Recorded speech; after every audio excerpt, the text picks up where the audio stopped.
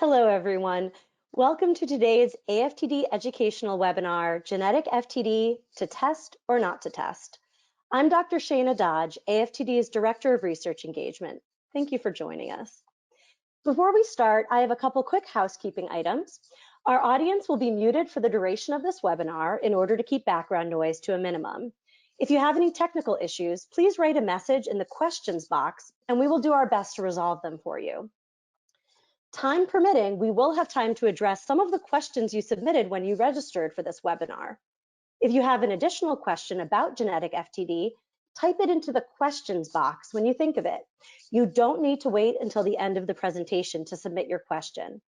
If we don't get to your question, you can always reach out to the AFTD helpline at 866-507-7222 or info@theaftd.org. Note that this webinar will be recorded and archived for later viewing on AFTD's YouTube page. I want to share a couple quick announcements before we get started. First, the New York Times Magazine published a cover story on a family facing genetic FTD in its July 23rd issue. I highly recommend reading it if you haven't already. Visit the link on the screen to access the article and read a response written by AFTD CEO Susan Dickinson, which the Times published in its letters section last week. We'll share this link in a follow-up email that you'll be getting in the next few days. World FTD Awareness Week begins on September 24th. AFTD will be joining our partners at the World FTD United Coalition for a global week of action to end FTD. Families, volunteers, and advocates will be able to share their FTD experiences and their hopes for the future, while professionals will share best practices in care and promising research. Stay tuned to your email and AFTD's social media channels to learn about opportunities to show the world you care throughout World FTD Awareness Week. We hope you turn to AFTD for FTD information all year long. To connect with us, you can visit our website at theaftd.org and follow us on social media. You can also register with AFTD to make sure you're getting all of our email communications and newsletters. Scan the QR code on screen to sign up. And finally, if you have specific questions, we encourage you to reach out to the AFTD helpline as previously mentioned. Trained professionals will be happy to provide the information you need. The phone number and email address for the helpline are both on screen. Now, I'd like to introduce today's presenter. Kim Jenny is AFTD's Manager of Genetic Initiatives. She has more than 20 years of experience as a genetic counselor working in a variety of settings, including pediatric genetics, commercial genetic laboratory services, and clinical consultation.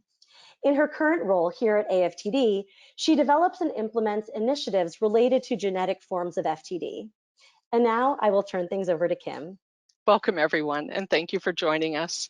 Today, we'll hear from members of our community who have graciously agreed to share their experiences with genetic counseling and genetic testing for FTD. Before we get started, I want to share a brief overview of FTD and genetics. FTD is the most common form of dementia in people under the age of 60. And there's a stronger genetic component in FTD than in other forms of dementia. Next slide.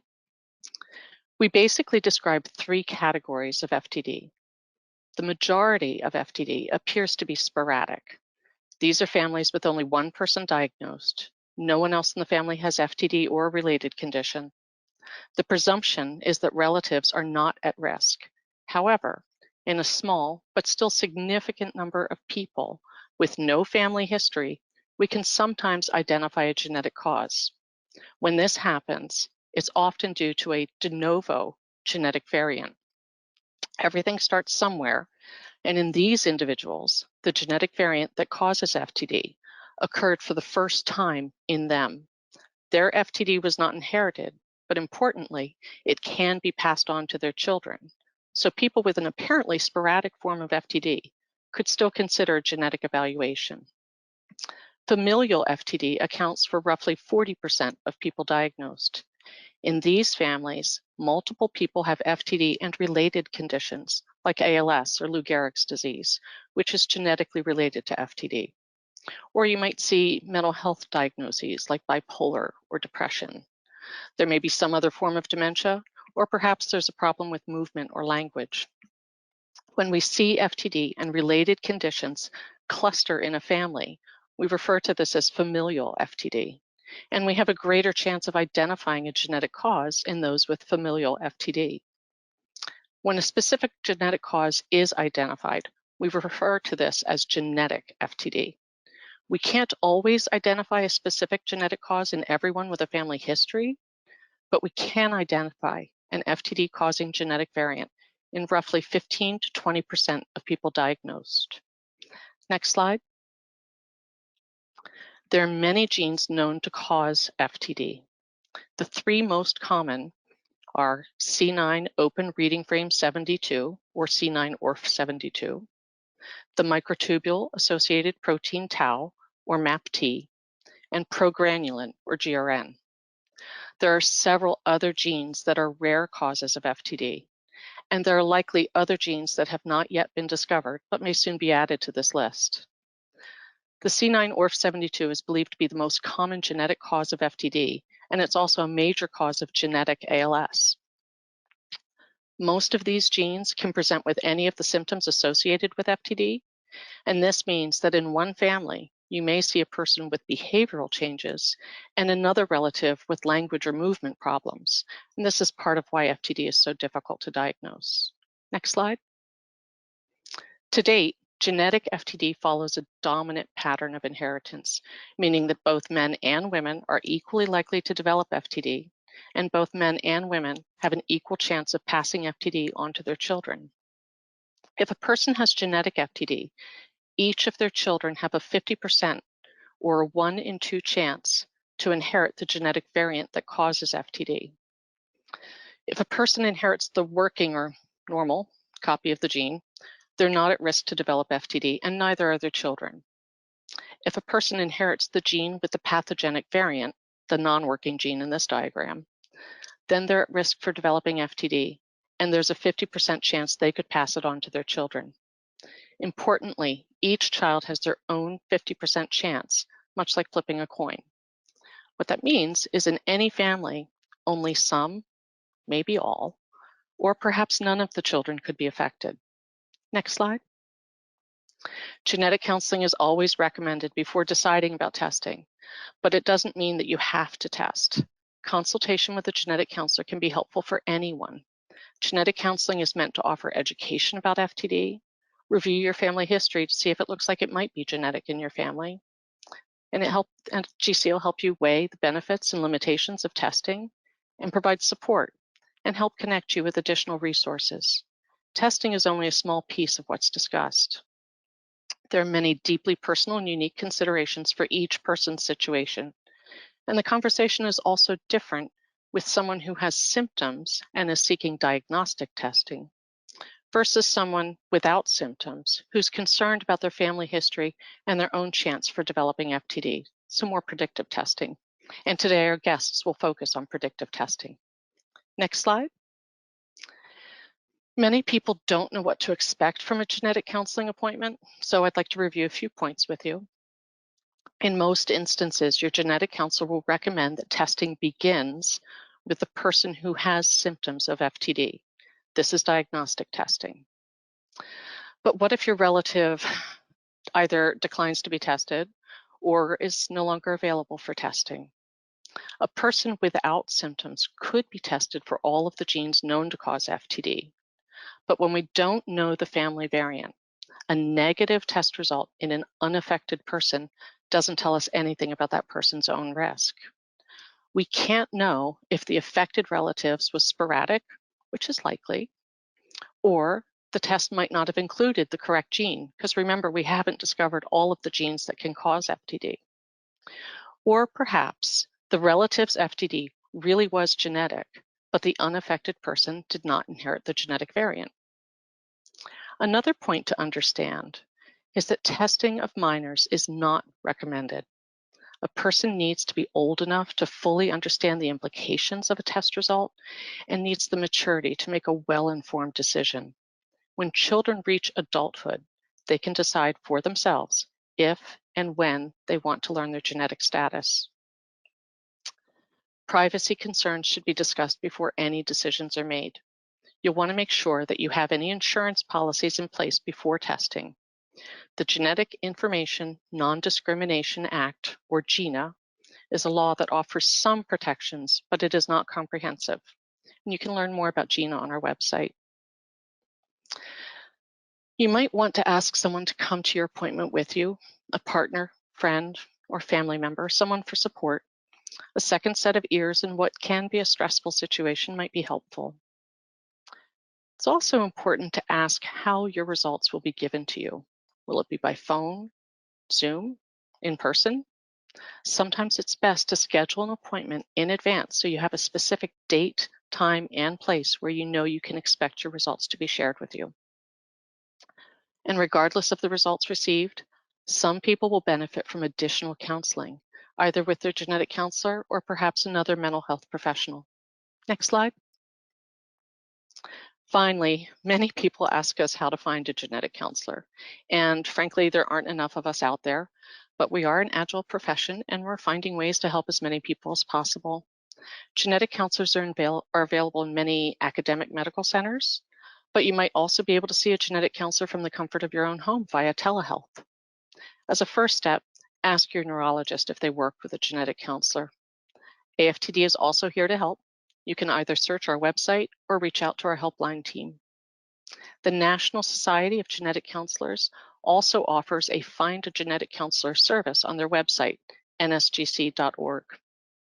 Of course, not everyone will have the same experience with their genetic counselor, so whenever possible, it's best to try to speak with a genetic counselor familiar with adult neurodegenerative conditions so you can get the most out of your appointment. So those were some whirlwind points to consider. And now it's my pleasure to turn this over to our guests who will share their experiences with genetic counseling and genetic testing. You may notice that we've edited some of the videos, and this was done to protect private health information. Hello, my name is Sandra, and I am a carrier of the FTD gene, which I got from my mother, who died in December of 2020. We had just found out about her genetic predisposition, her genetic FTD in February of 2020. I knew I would be tested. There was really not much doubt in my mind once I'd researched it, and how I did that was mostly through listening to the recordings of genetic counselors on the FTD website, the AFTD website, that they had put on. And then, just researching what it meant and looking at all the information I could. I joined a FTD Facebook group. I, of course, Googled and all the things and talked to my mom's neurologist about it. Fully understanding that the healthcare issues involved with it with regard to insurance, because I do work in the healthcare field, I understood that, that I wouldn't be able to get more life insurance, but I already had life insurance. I knew I needed to be tested. If I wanted to be tested, if I wanted to buy long-term care insurance, I needed to buy it before I got tested because I would not probably be eligible for it afterwards, if I found out that I had the gene. I really didn't think that I did. I was 60 at the time, and no signs of it, and fully functioning, running a company, and staying completely engaged and busy. But I wanted to be tested because I knew if I was positive for it that I would be even making more careful, motivated lifestyle decisions. I would be even more motivated for a healthy lifestyle, which I'd already had a pretty healthy lifestyle. I quit drinking when I was 30. I hadn't smoked in almost all that while. I exercise regularly and have a decent diet, but I knew my game would even improve if I had the motivation, knowing I had the gene. Could I hold it off as long as possible. My mom didn't get it until she was in her mid-70s, really. She died when she was 80. Her brother got it early onset, and her mom, though, got it even later than she did. And I do wonder if it wasn't, I know it's anecdotal, but my uncle did not have a healthy lifestyle. He was around farm chemicals, and he was a drinker, drugger, not horribly, but not negligibly either. My mom, on the other hand, swam, played tennis, worked, didn't drink, ate out of her garden. So I was like, I'm going to do all the things. If I have the gene, I'm going to do all the things. And I want to know if I have the gene or not, because I feel like it'll motivate me to do that. And I did not want to buy long-term care insurance. I made up my mind not to buy long-term care insurance before I got tested. I also felt like I had all the information I need, that I really didn't need a genetic counselor. I had a counselor, a therapist myself, that had followed me through my mom's whole progression and who I knew really well. And I had all the information I needed without seeing a genetic counselor. I felt like I had researched myself enough. So I went ahead and had a emergency room doctor who I knew ordered the test for me. I knew where I wanted it done at because I knew which lab my mom used, and I knew exactly what I wanted tested for. I didn't need the full panel. I just needed to know, did I carry the gene? The only thing I told this emergency room doctor, I told Athena, the lab testing company, that I did not want the results sent to me. I wanted them sent to my husband so I wouldn't be alone when I found out the results. And unfortunately, that didn't happen. I opened an email at work and found out. So I was like, oh my God, I was devastated. But I have since pulled it together. I did make a lot of healthier lifestyle changes, reducing stress, working less, really going on all the vacations that I can with my family, spending quality time with them. The thing that I've done most is increased my meditation. I do a practice called breath work. That I also feel like helps me, helps your brain. So I do a lot of things to help my brain, all the things I can figure out with dieting, all the things I can think of with that are recommended for increasing your neuroplasticity. I take supplements that are researched and shown to help the brain. So I do use it as motivation, and I also am. I have a 4 siblings, 2 of who have tested, and 1 of whom has it.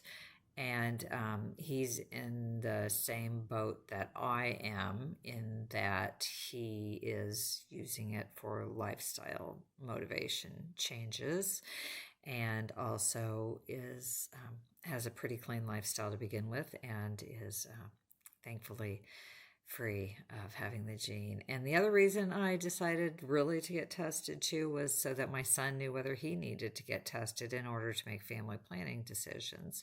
I felt like it was a fair thing for him to know if that he should have a choice too, and not have to be worrying about it. And thankfully he does not have the gene, so I'm happy about that. So that's my experience with that. And I have just this year made a commitment to myself to make sure that I talk to all of my second and third cousins so that they know what their options are too. I feel like I'm very fortunate in that I'm already 62. I don't have it yet. I am faced with my own mortality, and that helps me live a life of even greater connectedness to the present moment and living each day on this beautiful earth in my beautiful body, and with my beautiful life, with great gratitude.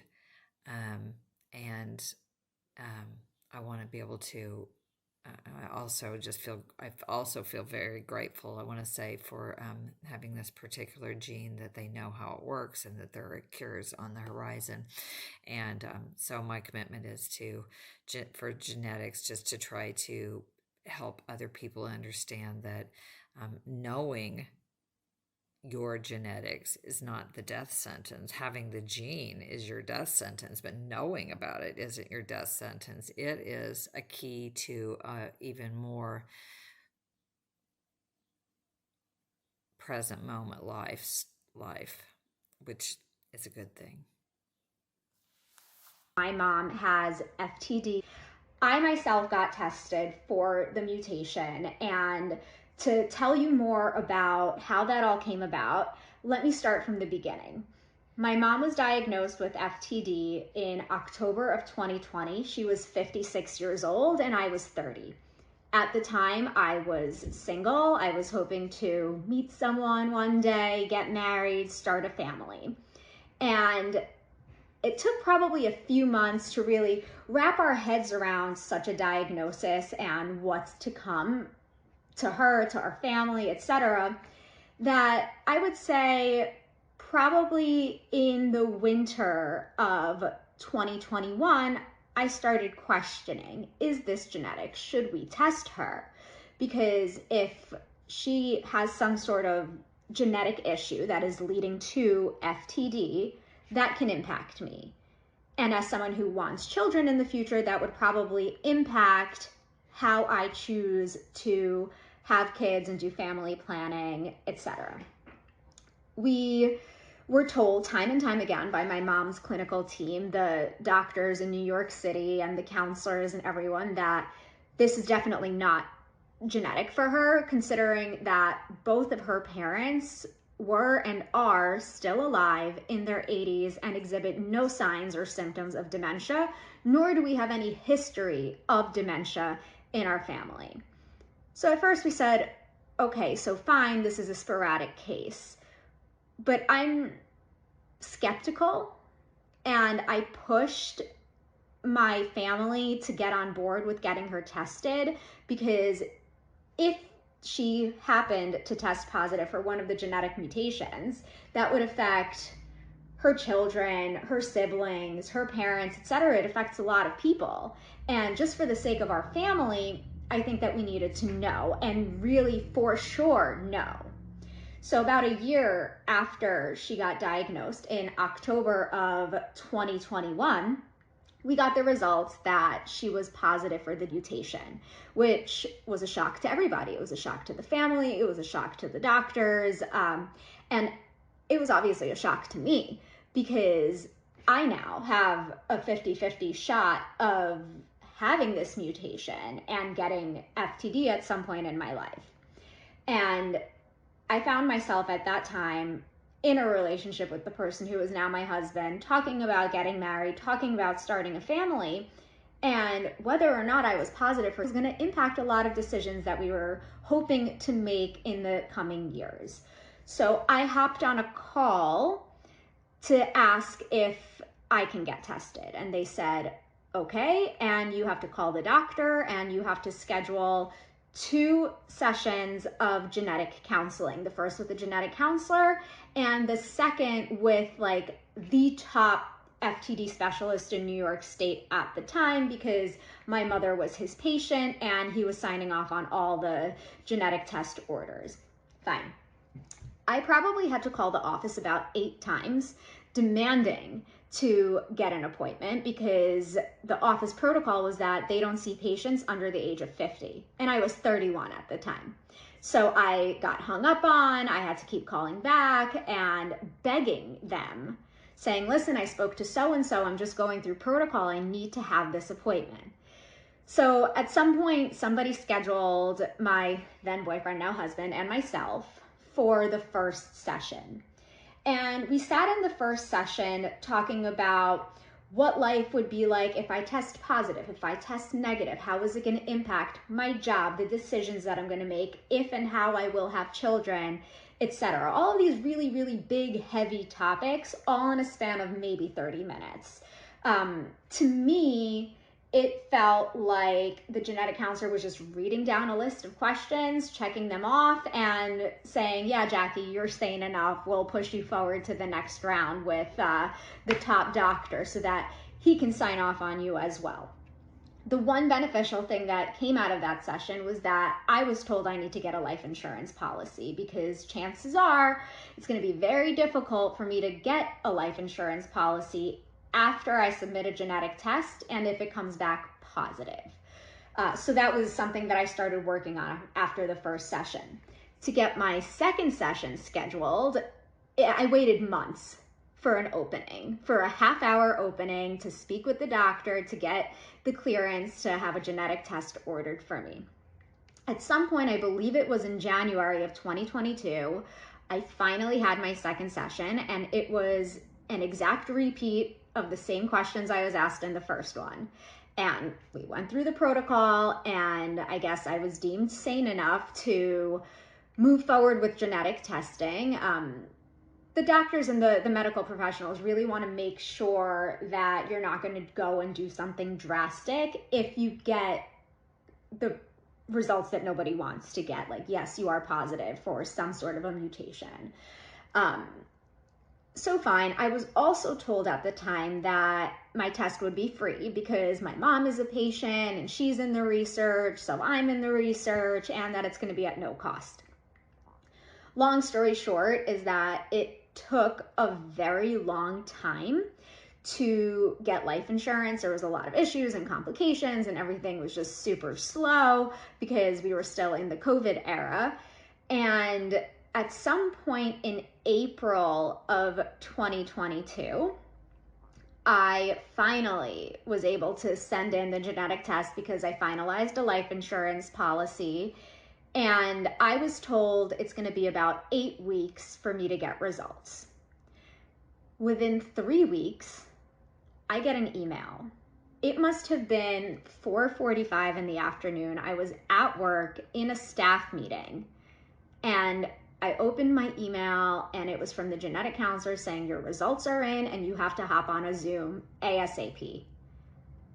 I was fine from the moment that I took the test up until getting that email, where my heart just sank. And in my mind, I was like, oh my gosh, if it's bad news, they want a meeting. That can only be the reason why they need me on a Zoom to go over everything. So during that meeting, during my staff meeting, I scheduled a Zoom for the second that staff meeting was over for 5:45. Now it's, I guess, in the evening. Had my whole family and he was already my fiance, hop on the call to only find out that I was negative and that I do not have the mutation. That could have been an email and saved me a lot of heart palpitations. I did not like that at all. And then on top of that, I was told, oh, by the way, you also owe, I think it was like $200 or $300 for this genetic test. And I asked, I said, you guys told me it was going to be free. What's up? They go, oh, it's only free for 3 months after your first genetic counseling appointment. And I was like, okay, that was never communicated at all. I have that in writing. So I ended up having to pay out of pocket for it, which wasn't exactly cool. But look, at the end of the day, I felt like I got my life back. We also obviously tested a lot of family members because we had stumped the doctors as to how my mother has a mutation, but her parents are still alive and FTD free. I think it's incredibly important to test because now we were able to actually trace the lineage of the mutation in my family. And as it turns out, she got it from one of her parents who also has the TMEM106B alleles that help prevent any FTD symptoms from ever showing up. So it was living in our family hidden, I guess, for quite a while until my mom, who doesn't have the TMEM106B. That was my experience with genetic testing. I've heard stories where people have better experiences, worse experiences. Mine was definitely rocky. I think a lot of things could have been done differently, but at the end of the day, I am truly happy that I did it. Thank you.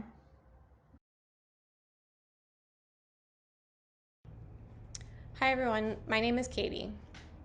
My dad was diagnosed with FTD in 2021 after many years of unexplained symptoms. After telling me the diagnosis, the neurologist also told me that he believed that my grandma, who had died 30 years ago of what had been diagnosed at the time as early onset Alzheimer's, likely also had FTD. Since there was a history of dementia in my family, he thought it would be a good idea to take my dad for genetic testing. The day of the diagnosis was the first time I'd ever heard of FTD. This was all extremely new to me. I still wasn't even sure that it was actually what my dad even had, so I didn't really think about it before I took him to go get tested.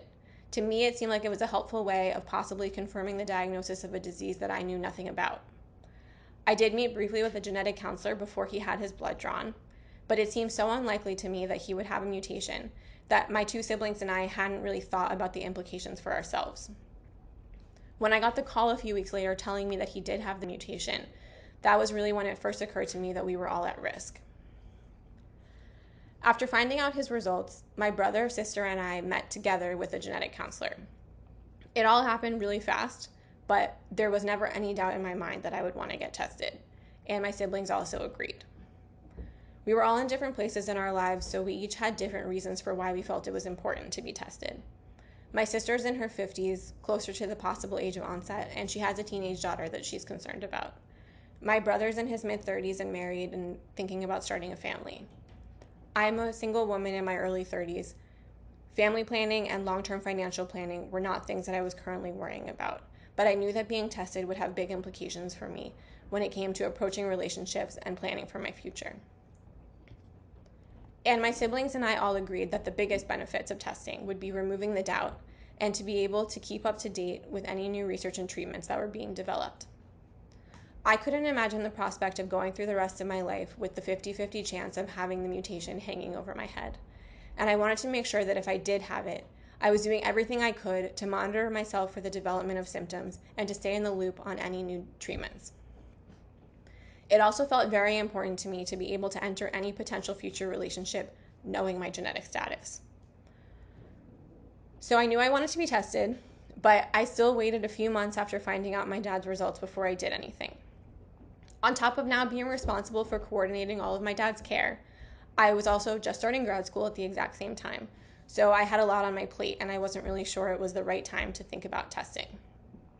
I considered the possibility of waiting 2 years until I'd finished my program, but it turns out I don't know that there's ever any perfect time to get tested.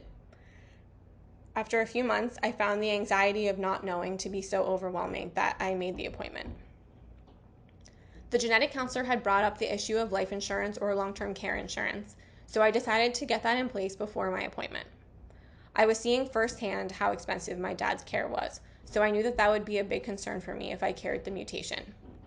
Unfortunately, I had previously been tested for a gene that slightly elevated my cancer risk, so all of the quotes I received for life insurance were prohibitively expensive. I wish I'd been given any guidance before I had undergone that other testing about the fact that insurance might be an issue down the line. So that's definitely something to keep in mind when undergoing genetic testing of any kind.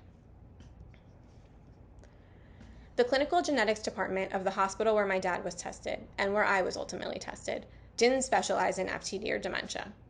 Though they gave general guidance about family and financial planning and general information about the GRN mutation, it wasn't until after I'd undergone the testing that I really realized how few resources I'd actually been given. In the days after receiving my results, I started really seeking out more information online through the AFTD and elsewhere, and that's when I found out about the AFTD study. I honestly felt silly that I hadn't thought to do more research on my own before getting tested, and I wish that the genetic counselors had provided more information and let me know that options like AFTD existed. Fortunately, since I was the first of my siblings to be tested, all three of us were then able to join AFTD, and my brother and sister were able to be tested through the study after receiving more comprehensive genetic counseling from someone who knew more about FTD specifically. They did both also choose to find out their genetic status, and all 3 of us are remaining involved in the study even though we didn't all have the mutation. I definitely recommend getting involved and pursuing genetic counseling and testing through a study like AFTD. But if you aren't interested in being a part of a study for whatever reason, I still highly recommend finding genetic counselors who are knowledgeable on FTD and dementia specifically. I feel really fortunate that my siblings and I were all on the same page when it came to wanting to get our dad tested, wanting to get ourselves tested, and wanting to be involved in research, because I know that that is definitely not always the case. I know it wouldn't have impacted my decision to pursue testing even if they hadn't been interested in doing so, but it made it so much easier that we were all supportive of each other as we were each going through the process. Even more than my fear of having the mutation, my biggest fear before I got tested was probably that I would be negative and one or both of my siblings would be positive. I know that there's obviously a lot of complicated emotions that come up for everyone involved in this type of situation, thinking about all of the different possible scenarios that can play out. But there was definitely still a sense of relief once all 3 of us knew our status, even though we didn't all have the same results. The only person really who expressed any concerns about the idea of getting tested was my mother. She was understandably very worried, and I think she really preferred the idea of not knowing rather than having the mutation confirmed to her. But I think once we found out our results, she did understand why it was important to us to know, and she was very supportive. Despite the ways in which I was disappointed by the counseling and testing experience, I still absolutely do not regret getting tested. I know that it was the right decision for me. My only regret was not having more information ahead of time to prepare me for what I would do after getting the results. But anyone who's watching this webinar right now before pursuing testing is already doing so much more to educate themselves than I did.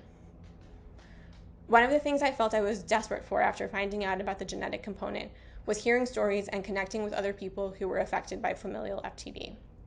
I tried to find literally any story I could online from people who were in my situation to hear about their circumstances and how they dealt with them. There are so many different factors that go into each individual person's decision making.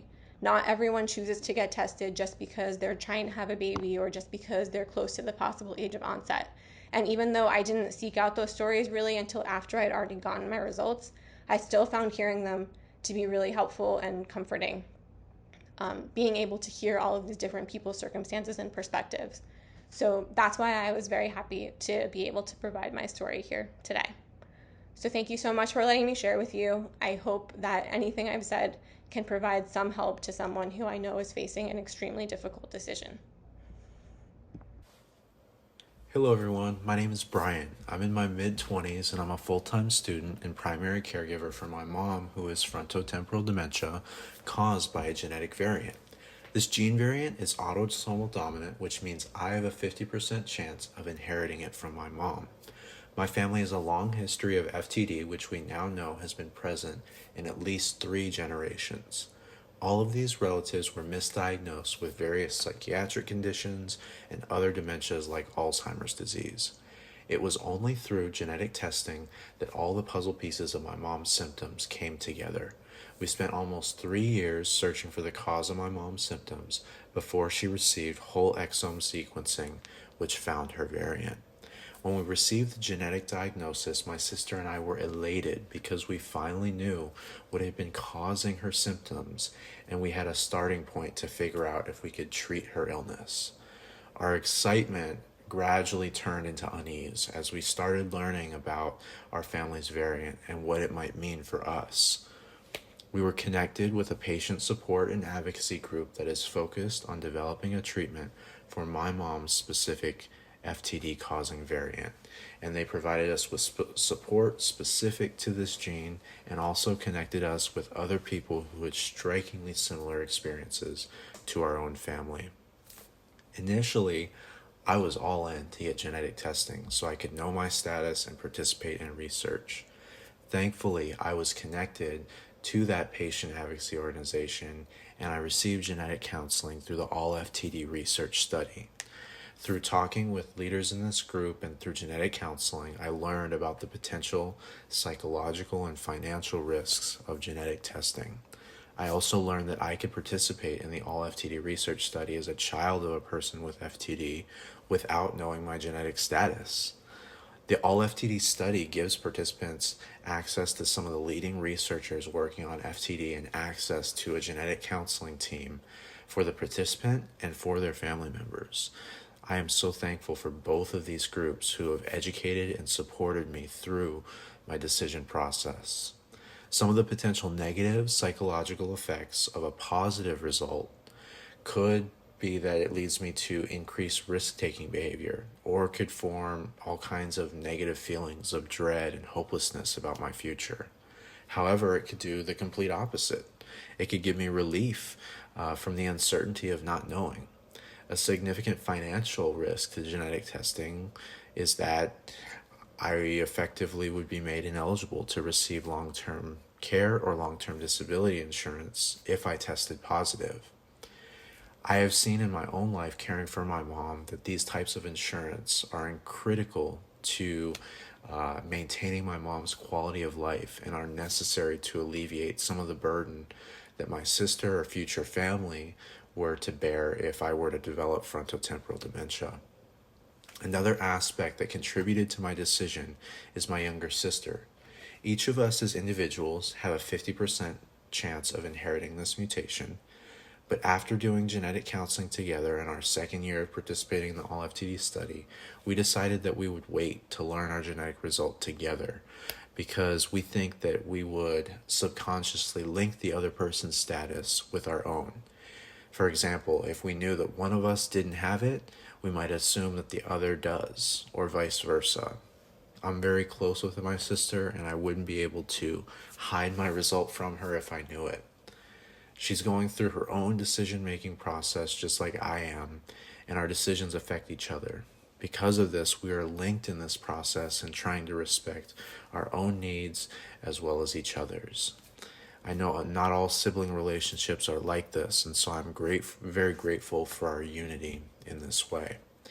Another aspect of my current decision is that I recently became engaged before our third annual All-FTD visit, so it was important for me to have her join this appointment so she could better understand the genetic variant that I may have. We were able to talk in detail about our desire to have a family and the ways we could approach it, planning a family. These were heavy discussions that were difficult, but they were made so much easier with the help of a genetic counselor to provide us with all the known information about this variant and to prompt us with the questions that we would have to determine based on our values and desires. Basically, I can't understate how helpful it was for both of us to have that guidance and support.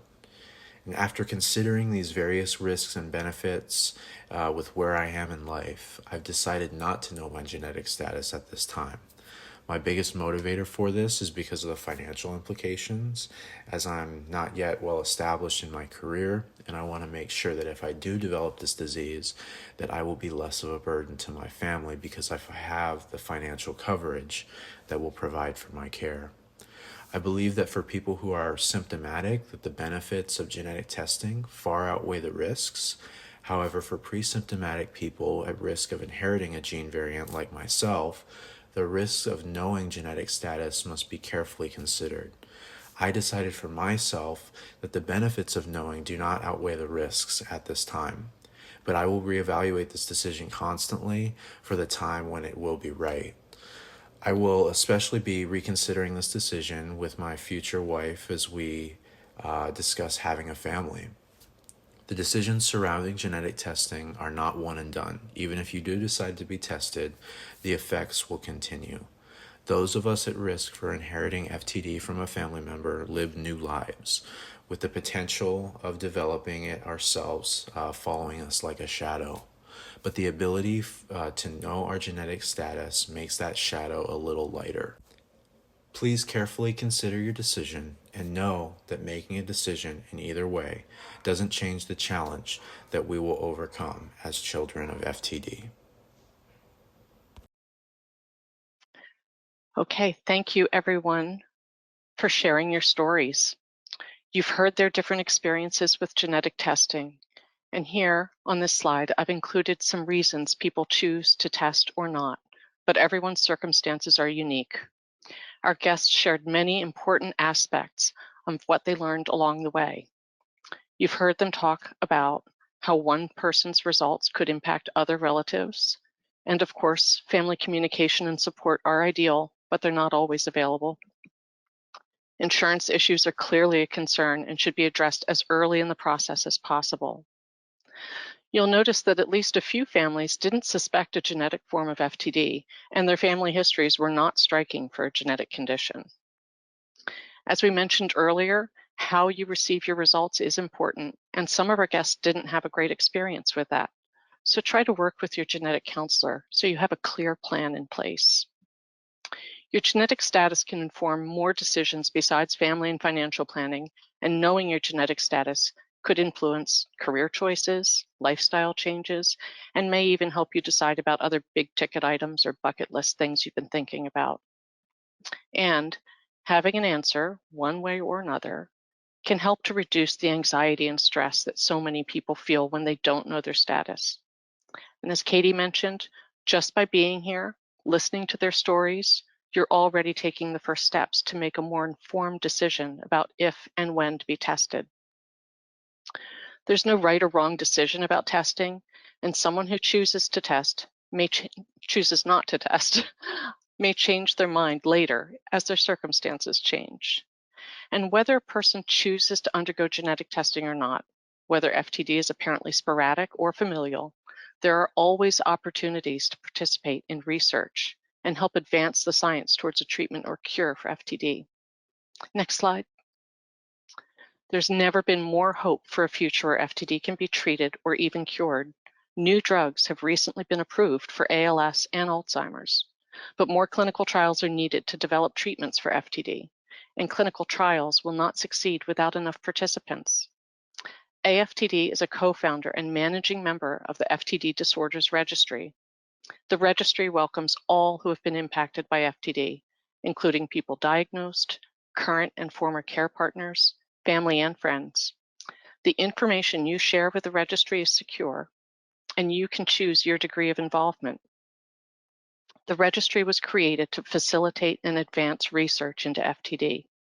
It helps connect people to research opportunities as they emerge. And remember, the trials that are available now will be different from what's available in the future. And AFTD and the FTD Disorders Registry are here as reliable sources of information. Researchers are developing treatments that target specific FTD-causing genes, and people with variants in those genes are uniquely eligible for some of the clinical trials that are currently underway.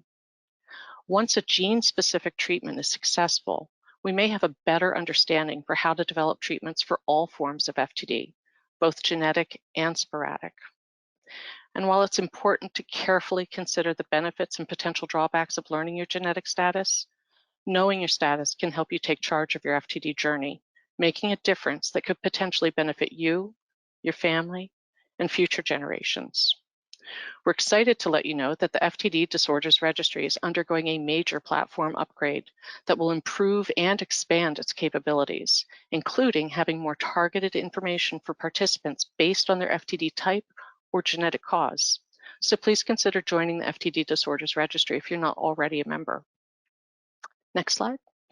And finally, I want to share just some of the resources specific to genetic FTD.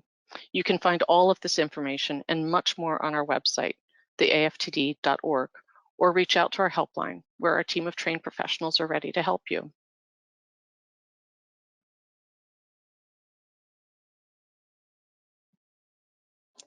Kim, thank you so much for that presentation, and thank you to everyone who shared their stories with us. We have time for one or two questions. So Kim, I wanted to ask you, we've had a lot of questions come in about how to access genetic testing. Could you talk us through that? Yes. So you've gone through your genetic counseling and you've decided that you're ready to get tested. First thing is that the test needs to be ordered by a healthcare provider. Many people will choose to work through their insurance company, And if you do that, you, of course, are responsible for whatever deductible or copay you have. And it's important to understand that once you go through your insurance company to get the testing covered, those results do become part of your medical record. Some laboratories, not all, but some will offer a discount for people who are willing and able to pay out of pocket. And sometimes that fee could be less than your copay or deductible. So it's worth looking into that. Another way to help eliminate the cost is you could choose to be tested through a research study that offers genetic testing and genetic counseling as part of their protocol. Testing that's done through research should never cost you anything out of pocket. But it's important to understand that based on whichever protocol you're involved in, results could take months or even years, and not all research studies will share results with you. They may never obtain any. Of course, if research is focused on a specific gene, they're more likely to give you your results. But it's also important in that scenario to make sure that all of the genes that can cause FTD are tested rather than just a select few. Another way that you could reduce the cost or have free testing is through a sponsored testing program. Sponsored testing programs are typically sponsored by either a biopharma company or sometimes an advocacy organization. They cover the cost of testing because they want more people to get tested. The idea is that the more people that are correctly diagnosed, the better understanding we have as to who might be a candidate or who might want to consider participating in a specific research study or even a drug treatment trial. It's important with a sponsored testing program that you make sure that pre and post-test genetic counseling is available. And when you do go through a sponsored testing program, again, those results will become part of your medical record. But importantly, your personal information is never shared with the sponsor of the test. Okay, the sponsors only receive information like 23 people tested positive for gene XYZ. So your information remains protected. They may reach out and contact your doctor to see if you would be interested in participating in research. Oh, and an important part I should mention, testing is usually done either with a blood sample or sometimes it's with saliva or a buccal sample. A buccal is just a little cheek swab. Saliva and buccal samples can be collected from the convenience of your own home. Most labs will give you a postage paid return envelope.